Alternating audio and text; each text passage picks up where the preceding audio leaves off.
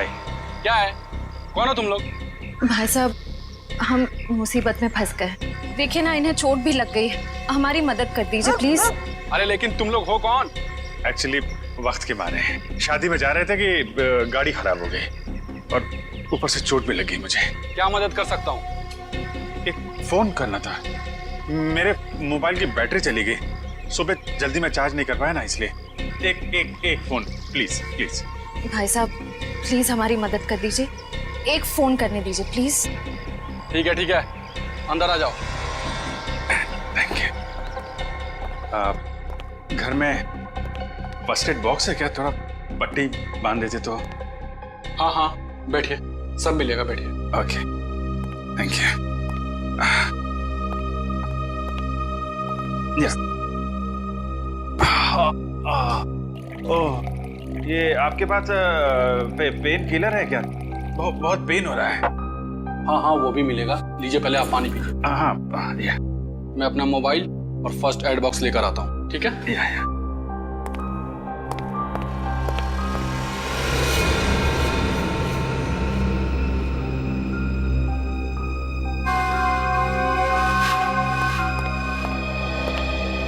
सही टाइम हो गया है।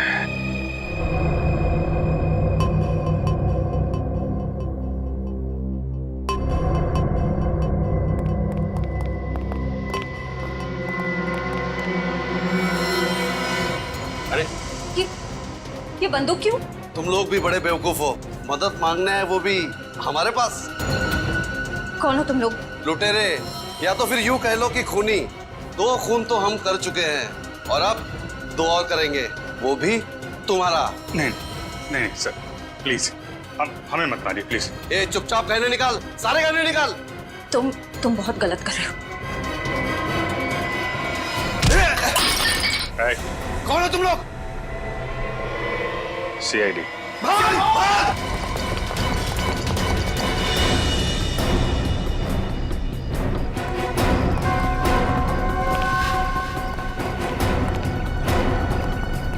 CID के सामने से भागना इतना आसान नहीं, वो भी 2-2 खून करके। माफ कर दीजिए साहब, हमें साहब प्लीज साहब माफ कर दीजिए। माफी के लायक तुमने काम ही नहीं किया है जो तुम्हें माफ कर दिया जाए। तुम तीनों के खिलाफ बहुत सारे सबूत है हमारे पास। लक्षिता और इंद्राणी का खून किया तुम लोगों ने। चलो, टाइम पूरा हो गया तुम्हारा, निकलो।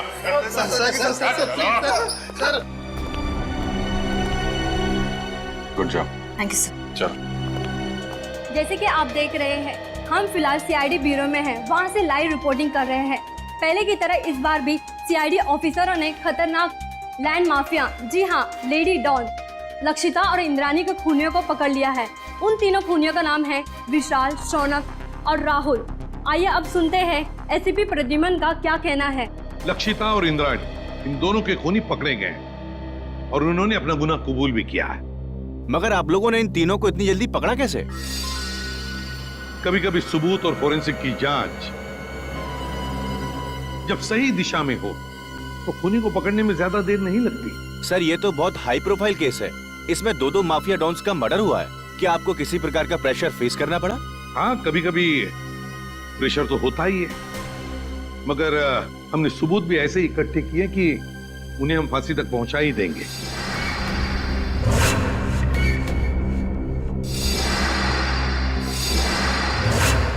और अगले हफ्ते हम अपनी चार्जशीट फाइल करेंगे और उसके बाद ही कोर्ट की कार्रवाई शुरू होगी। ठीक है, थैंक यू वेरी मच। अब जा सकते हैं।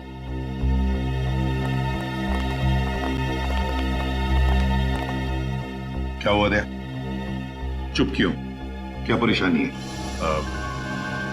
सर, पता नहीं क्यों मेरा दिल नहीं मानता कि ये तीनों खूनी हैं। क्या? क्यों? सर, फोरेंसिक रिपोर्ट और क्राइम सीन के इन्वेस्टिगेशन से तो यही साबित हुआ है कि खून उन तीनों ने ही किया है। तो सबसे बड़ी बात तो यह है सर कि उन तीनों ने अपना गुनाह कबूल कर लिया कि उन्होंने खून किए। दया सर, आपको कहीं ऐसा तो नहीं लगता ना कि हमने कहीं इन्वेस्टिगेशन में गलती की है या फिर कुछ नजरअंदाज किया हो? नहीं, वैसे तो हमारे इस डबल मर्डर की तहकीकात सही दिशा में जा रही है, हमेशा की तरह से। इस बार भी हमने सारे सबूत इकट्ठा कर लिए, पर पता नहीं क्यों मुझे कुछ सही नहीं लग रहा सर। जो दिख रहा है शायद वो है नहीं, और जो है वो दिख नहीं रहा। आसान के बोल, शादी कर रहा है? क्यों जा रहा है? क्या?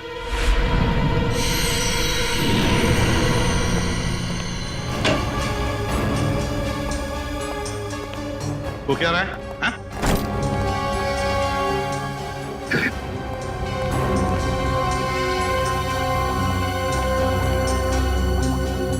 अरे डॉक्टर साहब, आखिर बात क्या है?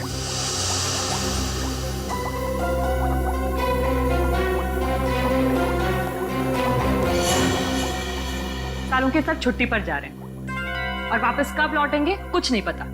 क्या? छुट्टी पर जा रहे हैं? तू छुट्टी ले कैसे सकता है? हाँ? अरे यार, इसमें इतना हाइपर होने की क्या जरूरत है? हाँ? मैं छुट्टी पे जा रहा हूँ क्योंकि मेरी तबीयत ठीक नहीं है और मैं अपने घर जा रहा हूँ छुट्टियां लेकर के। किसी दूसरी दुनिया में नहीं जा रहा हूँ, क्योंकि मुझे इस लैब में ये इन लाशों से, इस केमिकल सेक्शन से मेरी तबीयत खराब होती है। मैं थोड़े दिन आराम करना चाहता हूँ, बस इतनी सी बात है। बस इतनी सी बात है। ये कौन है? तुम कौन? सर, मैं इनकी पर्सनल नर्स हूँ। मेरा नाम मोनिका है। एक्चुअली इनकी ईसीजी रिपोर्ट्स बहुत खराब आई हैं, इसीलिए डॉक्टर ने इन्हें कंप्लीट रेस्ट करने के लिए बोला है। पागल हो गया तू? बता क्यों नहीं पहले तूने? क्या बताता? मुझे अब खुद पता चला है, तो मैं तुम्हें पहले क्या बताता? लेकिन सालों के साथ तब तक फॉरेंसिक डिपार्टमेंट की जिम्मेदारी कौन संभालेगा?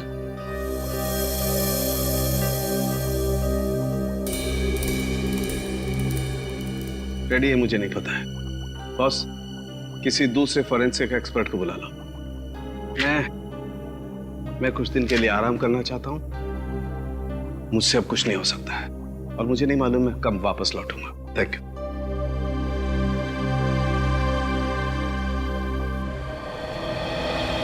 अच्छा हुआ आप लोग आ गए। बात क्या है तारिका? यहाँ पे क्यों बुलाया तुमने हमें? मुझे तुमसे जो बात कहनी है, पता नहीं उसका रिएक्शन क्या होगा, लेकिन बात कहना जरूरी है। सालों के सर का बर्ताव और उनके काम करने का ढंग कुछ दिनों से बहुत बहुत अजीब हो गया है। क्या मतलब है तुम्हारा? देखो, आप लोग प्लीज मुझे गलत मत समझिए। सालों के सर मेरे गुरु हैं। मैंने इतने साल उनके साथ काम किया है और कितना कुछ सीखा है उनके पास से। लेकिन इस केस की फोरेंसिक जांच उन्होंने ठीक से नहीं की। कितनी सारी बातों को उन्होंने अनदेखा किया है। कितनी सारी चीजों का तो अभी तक उन्होंने ढंग से टेस्ट भी नहीं किया है। तारिका, तुम समझ रही हो? तुम जो कह रही हो उसका क्या मतलब हो सकता है? तारिका, 16 साल से सारुण के साहब हमारे साथ काम कर रहे हैं। वो सीआईडी को गुमराह क्यों करेंगे? अगर तुम्हारा शक गलत निकला तो? अगर आप लोगों ने मुझे गलत साबित किया तो सबसे ज्यादा खुशी मुझे ही होगी। डॉक्टर, तारिका की बातें अभी भी दिमाग में घूम रही है। आज तक कभी सारुण के साहब के लिए उसने कुछ नहीं कहा, लेकिन आज ये समझ में नहीं आ रहा है अब हमें क्या करना चाहिए। कभी लगता है कि डॉक्टर सालों के कभी ऐसा कर ही नहीं सकते। कभी लगता है कि मेरा शक सही था। कहीं ना कहीं इस केस में हमसे कुछ गलती हो रही है। ना एक्सपीरियंस आदमी है सारुण के साहब, लेकिन फिर क्या करें? एसीपी साहब को बोलना है? नहीं अभिजीत, भले एसीपी साहब डॉक्टर सालुंके से झगड़ते हो, पर वो कभी नहीं मानेंगे कि ये फॉरेंसिक रिपोर्ट डॉक्टर साहब ने ठीक नहीं बनवाई। ये बात तो है।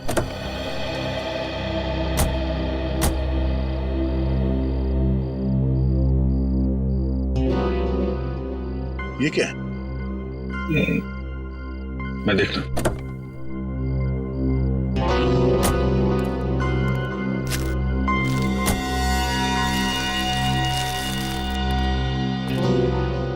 चॉकलेट पेपर जैसा लगता है।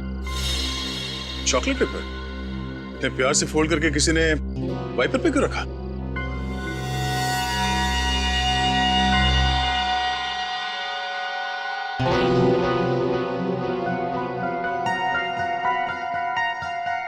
कुछ लिखा हुआ है इसमें। कहीं कोई मैसेज तो नहीं? हो सकता है, पर क्या है, पढ़ने में आ नहीं रहा। चल के देख।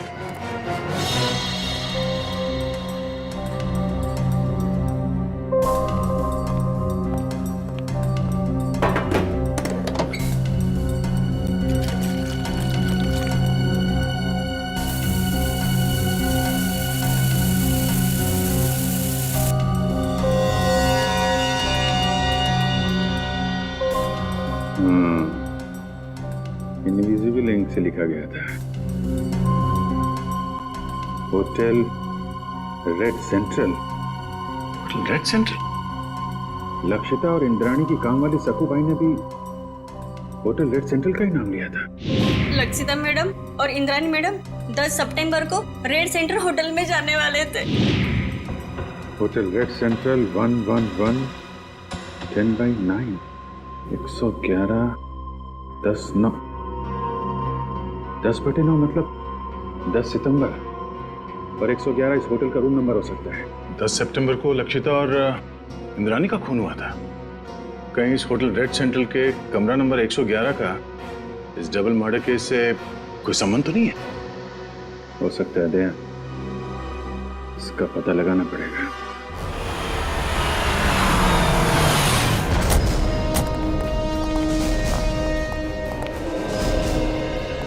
होटल मैनेजर कौन है? सर वो रहे। कैसा? 10 सितंबर को कमरा नंबर 111 में कौन ठहरा हुआ था? कोई नहीं, वहाँ कोई गेस्ट नहीं रुका। देख, झूठ मत बोल, समझा? सर मैं झूठ नहीं बोल रहा हूँ, वो तो हमारा स्टाफ रूम है। Staff room? जी, वो हमारे असिस्टेंट मैनेजर अंगद को दिया गया है। Angad assistant manager? जरा इस अंगद को बुला। सर वो तो अभी यहाँ नहीं है। उनकी डिटेल्स तो होंगी आपके पास? Yes sir, right.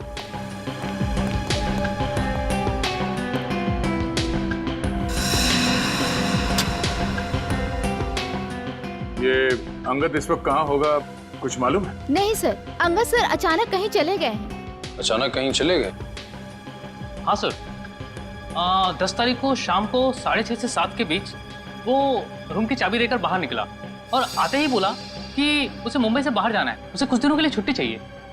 और कहाँ गया ये बता के नहीं गया? नहीं सर, इनफैक्ट वो अपना सामान लेने अपने रूम में भी नहीं आया। और उस दिन से उनका कमरा खोला भी नहीं गया है। तो आप खोलिए, हमें कमरा नंबर 111 की तलाशी लेनी है। पूरी राहुल, विशाल और शौनक, इन तीनों के खिलाफ चार्जशीट फाइल करने से पहले सब कुछ अच्छी तरह से दोबारा चेक करो। फोरेंसिक रिपोर्ट, गवाहों के बयान और फिर उन तीनों की स्टेटमेंट भी, जिसमें उन्होंने कबूल किया कि ये खून उन्होंने किए। हाँ सर, मैंने सारे पेपर्स इकट्ठे कर लिए। देखा सर वो सर दया का फोन आया था, थोड़ा लेट आ रहा है, कह रहा था कुछ जरूरी काम निपटाने उसे। अब इसमें एक बात समझ में नहीं आ रही है, आज इतने सालों से हम लोग एक साथ काम कर रहे हैं, लेकिन किसी भी इन्वेस्टिगेशन में दो राय नहीं हुए। मगर इसी केस में, पर्टिकुलरली इसी केस में, पता नहीं क्यों दया को यकीन क्यों नहीं हो रहा। सर उसे लग रहा है कि तहकीकात में कुछ कमी रह गई है सर। क्यों ऐसे लग रहा है? सब कुछ तो ठीक ठाक है, सब कुछ ठीक ठाक है, समझ में नहीं आ रहा है क्यों? सारे ठोस सबूत है उनके खिलाफ, ठोस सबूत है उनके खिलाफ।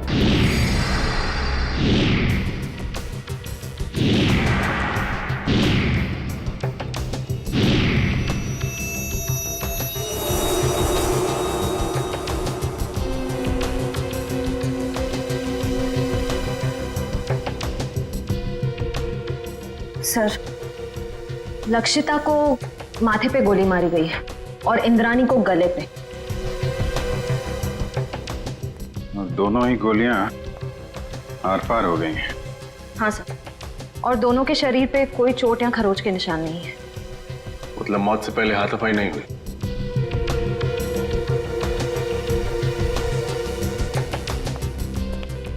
जब इन दोनों की मौत हुई तुम कहाँ थे?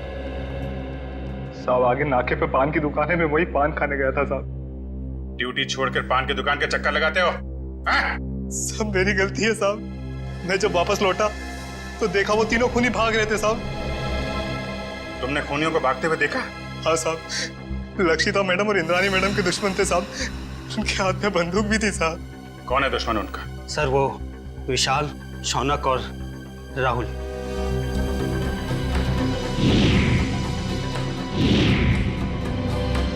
विशाल, शौनक और राहुल, ये तीनों तो वही है ना जिनके घर हथियार लेते तुम्हारी मैडम ने? ठीक कहा सर आपने। मैंने तो कई बार इंद्राणी मैडम और लक्षिता मैडम को कहा था कि प्लीज आप अपना पर्सनल बॉडीगार्ड रख लीजिए, लेकिन नहीं सर, अब प्रॉपर्टी के काम में दुश्मनी तो होगी सर। यहाँ घर में कोई और भी था इनके साथ? नहीं साहब, फार्म हाउस पे वो दोनों अकेली थी साहब। दिन फार्म हाउस पे काम करने वाली शक्कू भाई वो भी नहीं आई थी साहब। सर,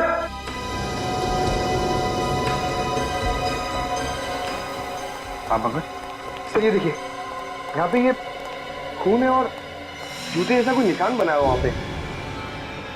शायद खूनी का हो सकता है, लेकिन फिर खून यहाँ पर कैसे आया? हाँ सर, जब खूनी ने लक्षिता और इंद्राणी पे गोली चलाई तो वो लोग सोफे के आसपास बैठे हुए थे, तो खून वहां होना चाहिए था, खून यहाँ पे कैसे आया? ठीक है ना, लेकिन ये भी हो सकता है कि उनको गोली मारने के बाद खूनी यहाँ से भाग रहे हो और कोई सीढ़ी पे लड़खड़ा के गिर गया, चोट लग गई और खून निकल आया। सही हो सकता है। पंकज, ये दीवार पे जितने भी बुलेट्स हैं सबको निकालो और फॉरेंसिक लैब भेज दो। सर फिर तो बैलिस्टिक रिपोर्ट से पता चल जाएगा कि लक्षिता और इंद्राणी पे यही गोलियां चली थी यानी। करेक्ट। और उंगलियों के निशान और खून की जांच से यह भी पता चल जाएगा कि वो खून विशाल, शौनक और राहुल में से किसका है। एक काम करो, जितने भी आई विटनेस है सबके स्टेटमेंट लो और तुषार से साइन करा लो। सर। रजत, सक्कू भाई को बुलवाओ, पूछताछ करो उससे। सचिन, विशाल, शौनक और राहुल तीनों की फोटोग्राफ सारे पुलिस स्टेशन में भेजो, सारे मोबाइल वैन और चेक नाके पे भी भेजो। तीनों बच के जाने नहीं चाहिए। सक्कू भाई, मैं तुमसे कुछ सवाल पूछूंगा, सब सच सच बताना। साहब, सक्कू भाई कभी झूठ नहीं बोलती। अच्छी बात है। आज तुमने लक्षिता मैडम और इंद्राणी मैडम के बर्ताव में कुछ अजीब पाया था? नहीं साहब। अच्छा, राहुल, शौनक और विशाल, इन तीनों का तुम्हारे मैडम के साथ कभी कोई झगड़ा हुआ था? नहीं साहब, मैंने कभी कोई झगड़ा नहीं देखा। तुम्हारी दोनों मैडम यही रहती? नहीं साहब, शनिवार रविवार को आराम करने के लिए वो फार्म हाउस आ जाते थे और सोमवार को चले जाते थे साहब। और कुछ याद है तुम्हें? हाँ साहब, लक्षिता मैडम और Indrani madam hotel red centre में जाने वाले थे। तुम्हें अच्छी तरह याद है कि वो होटल रेड सेंट्रल ही जाने वाले थे? हाँ साहब, मुझे पक्का याद है ना, मैडम ने खाना बनाने के लिए मुझे मना किया था। और हाँ साहब, वो किसी के साथ डिनर करने को जाने वाले थे, लेकिन वो गए नहीं गए मुझे कुछ भी नहीं पता है साहब। मैं वहां से भी चली गई। Hotel red central. इतने सारे सबूत मिले अभिजीत, उंगलियों के निशान, फिर वो गोलियां भी जिससे खून हुआ है, और फिर गवाहों के बयान भी। वही तो सर, उन तीनों के पास इंद्राणी और लक्षिता को मारने का कारण भी था, क्योंकि उन्होंने उन तीनों को बेघर किया था। यहाँ तक कि वॉचमैन ने भी उन्हें खून करके भागते हुए देखा था। और साळुंखे साहब ने भी बताया है, उन्हीं की गोलियों से मौत हुई है लक्षिता और इंद्राणी की। साळुंखे की रिपोर्ट कभी गलत नहीं होती, कभी गलत नहीं होती। लेकिन इस केस की फोरेंसिक जांच उन्होंने ठीक से नहीं की। कितनी सारी बातों को उन्होंने अनदेखा किया है, कितनी सारी चीजों का तो अभी तक उन्होंने ढंग से टेस्ट भी नहीं किया है। हाँ सर, साळुंखे साहब का काम तो एकदम पक्का होता ही है, पर पता नहीं क्यों अचानक उनकी तबीयत कैसे खराब हो गई। हाँ सर, साळुंखे सर जब क्राइम सीन पर आए थे वो तब से ही परेशान लग रहे थे, शायद तब से उनकी तबीयत खराब हो गई।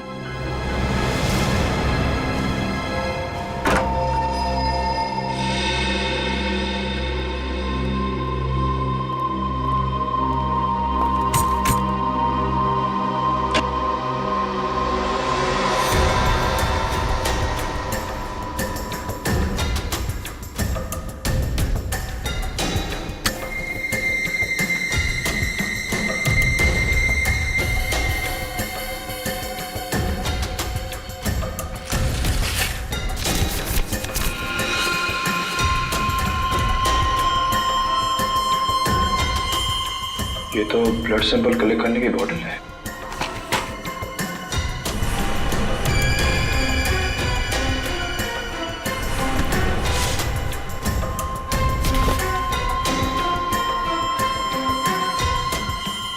तो किसी चीज की ड्राइंग की गई इस पेपर में।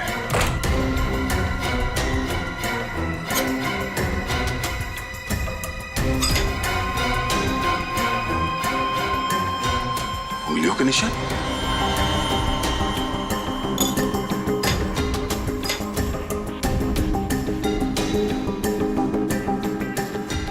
ये RVS सर,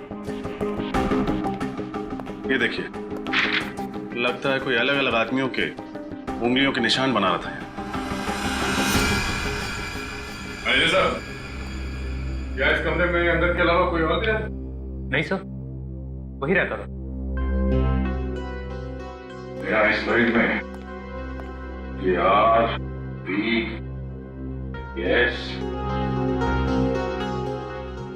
RVS क्या हो सकता है सर?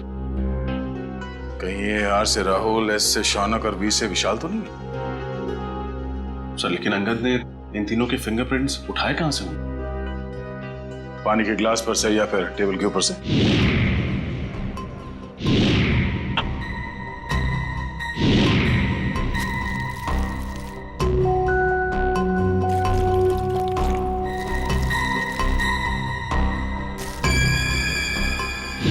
सर ये देखिए सर, इस पेपर पे कुछ ड्राइंग बनाए गए हैं और ये ब्लड सैंपल की बॉटल मिली है सर। तो लगता है इंद्रानी और लक्षिता के मर्डर में ये संगत का हाथ है सर। ये काम करो, ये सारे सबूत और ये ब्लड स्लाइड्स इसे डॉक्टर तारिका के पास भेज दो। हमें इस अंगद को जल्द से जल्द ढूंढना होगा। बहुत बड़ा हाथ है उसका इस केस में।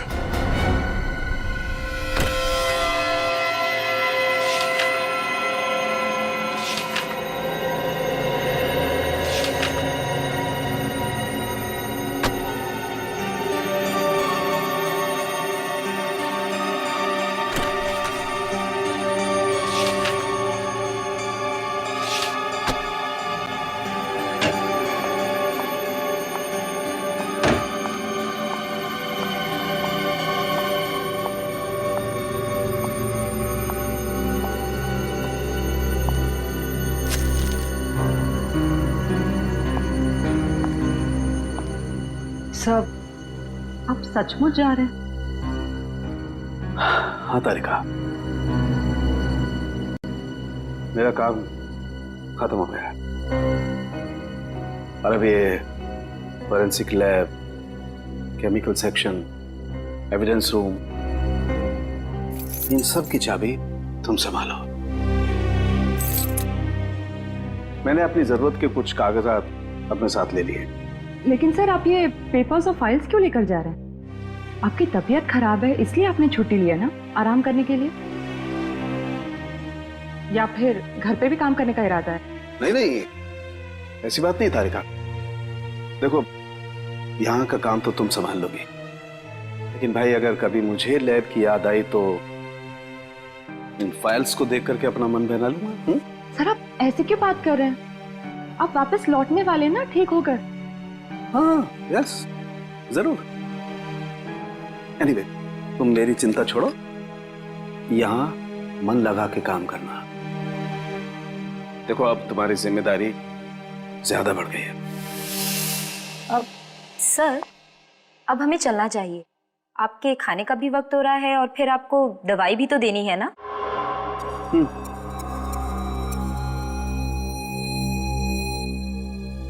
ओके तारिका।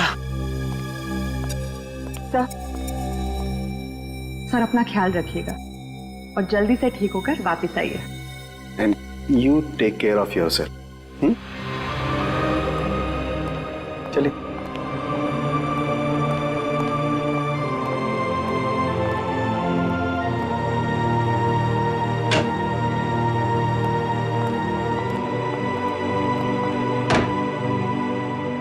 अंगद के कमरे से मिले सबूतों की जांच शुरू करनी पड़ेगी।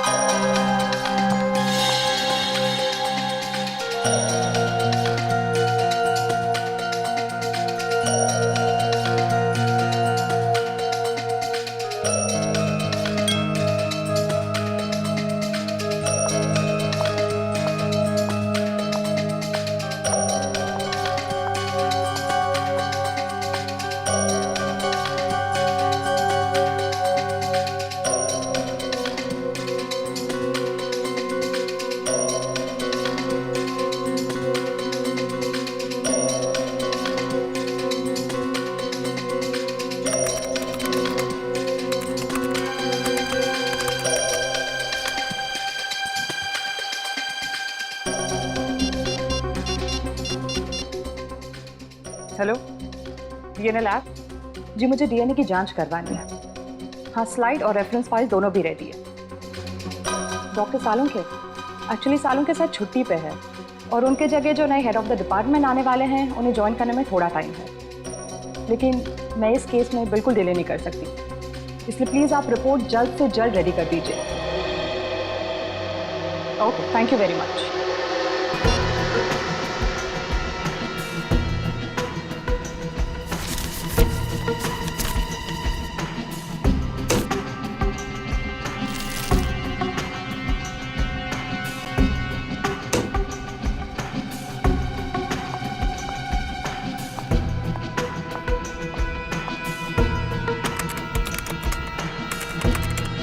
ओह गॉड, ये कैसे हो सकता है?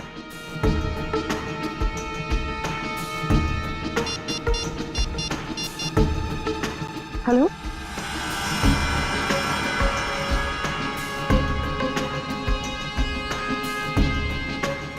क्या आपको पूरा यकीन है कि वो खून उन्हीं का है? न जाने डॉक्टर तारिका को आप क्या पता चला है। जब उनका फोन आया था तो काफी परेशान लग रही थी। कोई तो बड़ी बात होगी अभिजीत। मुझे लगता है लक्षिता और इंद्राणी के मर्डर केस को रीओपन करना चाहिए और नए सिरे से तहकीकात करनी चाहिए। हमारा शक सही निकला।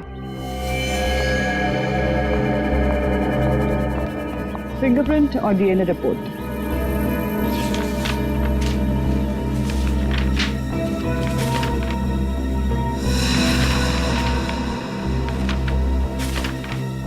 ये क्या? अंगद के कमरे से जो खून, बाल और फिंगरप्रिंट्स मिले थे वो शौनक, विशाल और राहुल से मैच हो गए।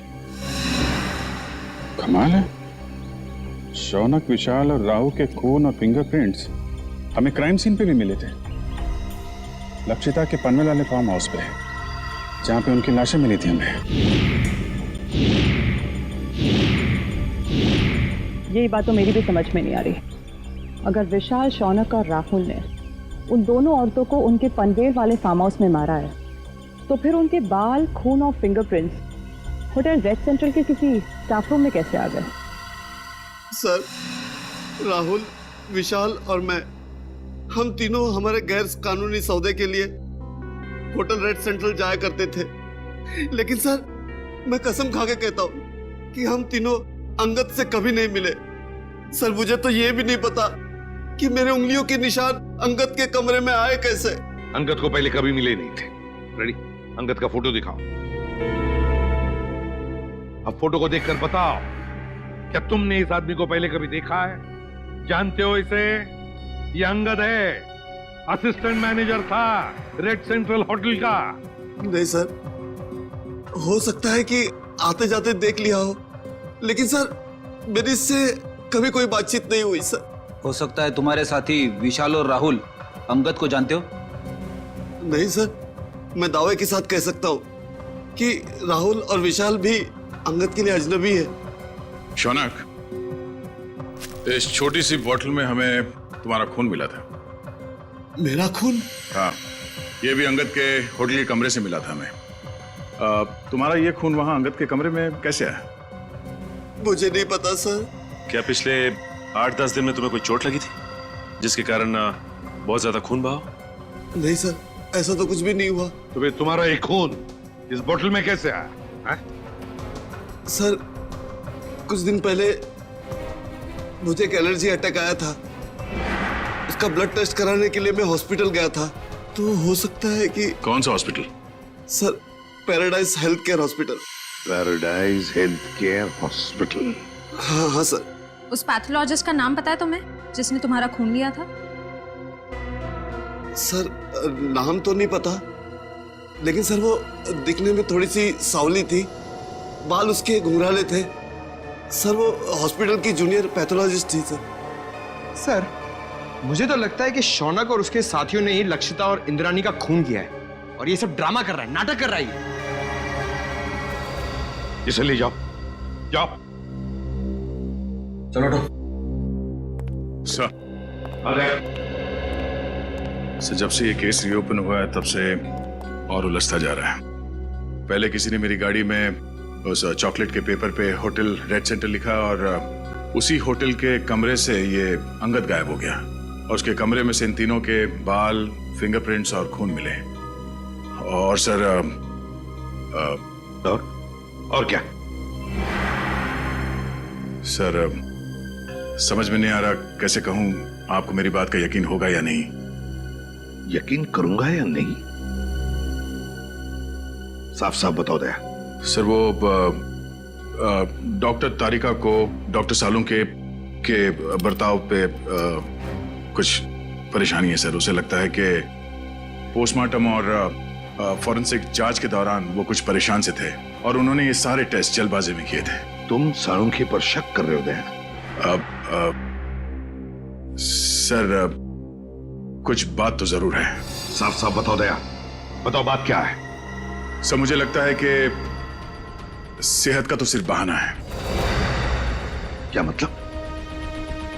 सर मतलब डॉक्टर सालुंखे का लैब में ना आने की असली वजह कहीं ये लक्षिता और इंद्राणी के डबल मर्डर केस तो नहीं है?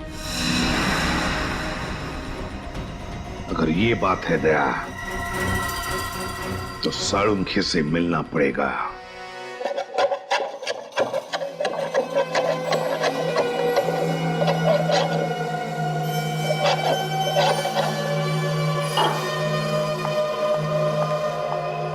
खाना काम कर रहा हूं ना, देखने दे, रख दो, बाद में खाऊंगा। आप रुकिए, मैं देखती हूँ।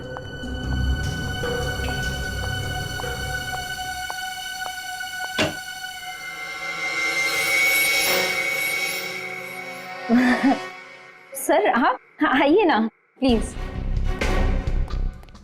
अरे प्रद्युमन, दया, अरे आप सब लोग यहाँ? हाँ, तू इतना चौंक क्यों गया हमें देखकर? नहीं मतलब आप सब लोग यहाँ मेरे घर पे इस वक्त किस लिए? हम ये पूछ रहे हैं कि आपकी तबीयत कैसी है। वैसे तो हम यहाँ फोन करके आना चाहते थे, पर आपका फोन कब से स्विच ऑफ आ रहा है। हाँ, वो बैटरी का प्रॉब्लम होगा। सर आपकी तबीयत कैसी है अब? मेरी तबीयत के बारे में छोड़ो, आप लोग ये बताओ कि आप लोग यहाँ पर किस लिए आए? क्यों, बस कुछ प्रॉब्लम हुई है? आसाम की प्रॉब्लम तो हुई है। हमारी इन्वेस्टिगेशन और तुम्हारे फोरेंसिक रिपोर्ट में कुछ गलती है। हाँ, गलती? हाँ, हो सकती है, गलती हो सकती है। गलती आपके इन्वेस्टिगेशन में हो सकती है, मेरी रिपोर्ट में कोई गलती नहीं हो सकती। मैं कभी कोई गलती नहीं करता हूं। कहीं आप मेरी 16 साल की काबिलियत पर शक तो नहीं कर रहे? सर प्लीज आप नाराज मत होइए, हमें बस लगा कि आपकी तबीयत खराब थी तो शायद गलती से आपसे कुछ चीजें नजरअंदाज हो गई हो, गलती से। डॉक्टर साहब, हम ये नहीं कह रहे कि आपने जानबूझ के कोई गलती की है। हमें बस इस बात की फिक्र है कि किसी बेगुनाह को सजा ना हो जाए। बेगुनाह को सजा नहीं होनी चाहिए। बेवकूफ नजर आता हूं मैं? मेरी शक्ल पर लिखा है कि मैं बेवकूफ हूं? क्या मतलब क्या आपका?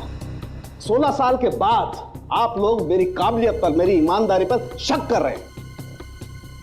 16 साल मैंने ईमानदारी से काम किया और अब आप लोग घुमा घुमा करके ये कहना चाहते हैं कि सालुखे बेवकूफ है। इतना गुस्सा क्यों हो रहा है? मैं गुस्सा इसलिए हो रहा हूं बॉस, तुम ये कहना चाहते हो कि 16 साल के बाद सालुखे बेईमान है, उसने गलती की है, वो नाकाबिल है। ओके, अगर ऐसा है तो आप इंद्राणी और लक्षिता का पोस्टमार्टम दोबारा करवा लीजिए। That's it, बस। अरे सर, डॉक्टर साहब बात तो सुनिए। ये सालुंखे साहब को हो क्या गया? उन्होंने एक बार भी नहीं पूछा कि हमें उनकी रिपोर्ट में कौन सी गलत बात लगती है। वही तो एक बार भी साळुंखे ने नहीं पूछा कि रिपोर्ट में गलती क्या है।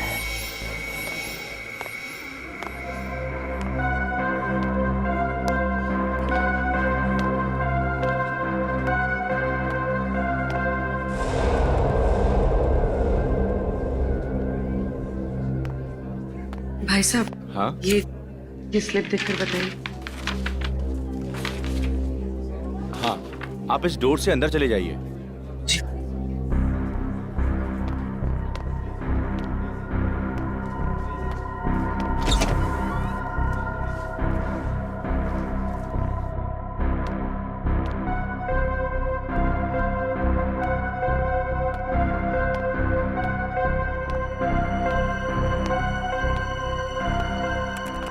मैडम, ये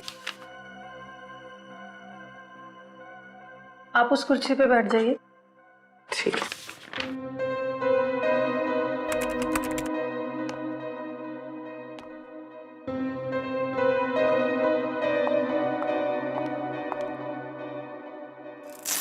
अपना हाथ दीजिए।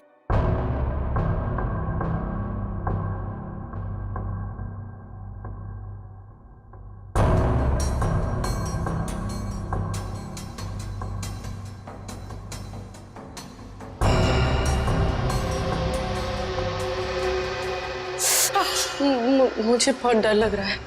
घबराइए मत, आपको कुछ नहीं होगा। दीजिए।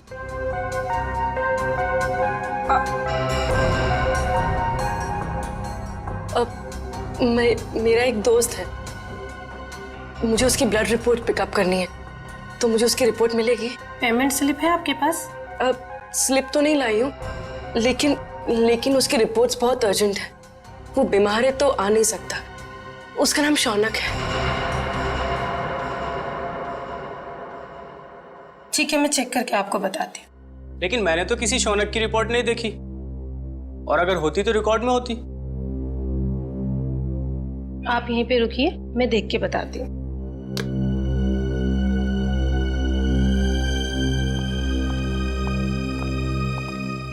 एक्सक्यूज मी, आप एक एक करके आइए। ये मेरे साथ है।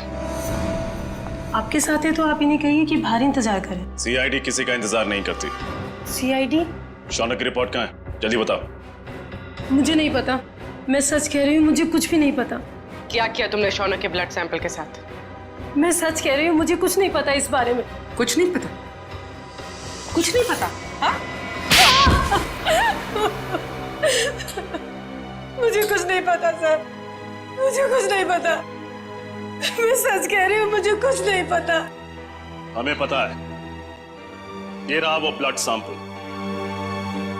जब तुमने शौनक का ब्लड टेस्ट किया ही नहीं, तो उसकी रिपोर्ट कहां से बनती? अब बताओ, किसके कहने पे किया है तुमने ये सब? नाम बताओगी या एक और थप्पड़ खाना है? नहीं, अंगद नाम है उसका। अंगद? हाँ, वो मेरे कॉलेज का फ्रेंड है। उसी ने मुझे ये सब करने के लिए कहा था। ये अंगद है कहाँ? मुझे कुछ नहीं पता, मैं सच कह रही हूँ, मुझे कुछ नहीं पता। अंगद ने तुम्हें बताया था कि उसे शौनक का खून किस लिए चाहिए? नहीं, लेकिन मैंने उसे फोन पे बात करते हुए सुना था।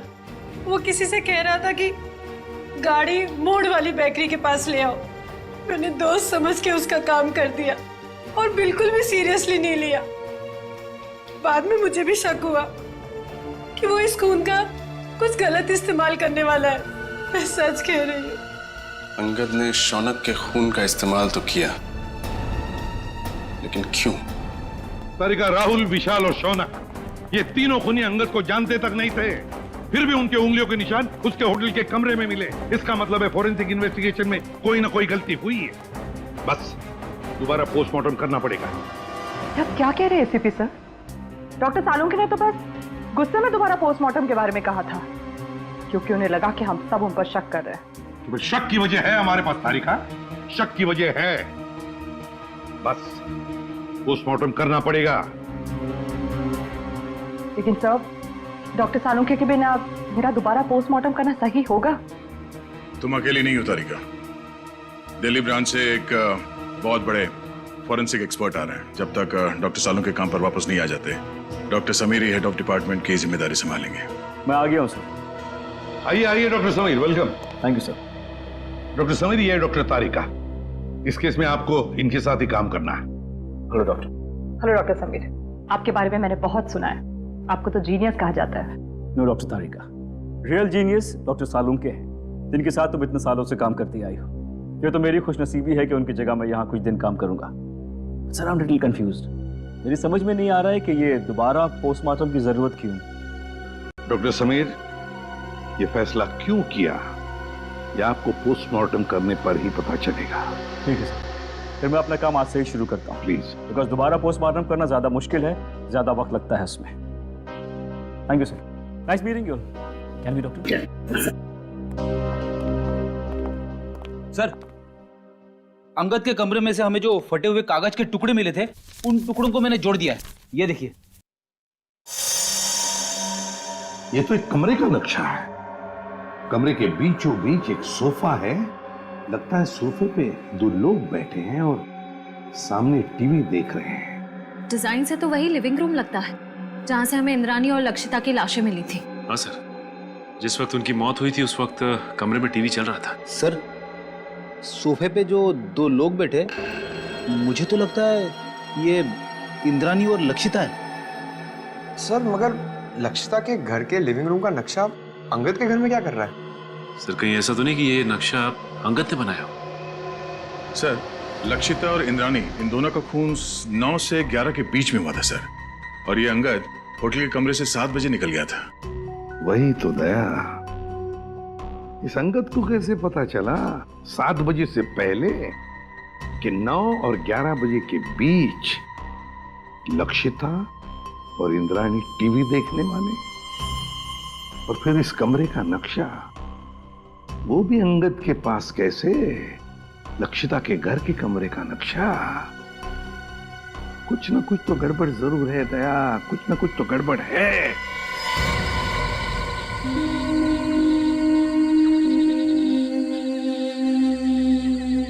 आप लोगों ने पुलिस बीट को फोन किया था? जी हाँ। क्या हुआ यहाँ पे? हम लोग यहाँ से जा रहे थे तो इस कार को इस हालत में देखा तो आपको फोन किया। आगे की सीट में एक आदमी है, शायद मर गया है।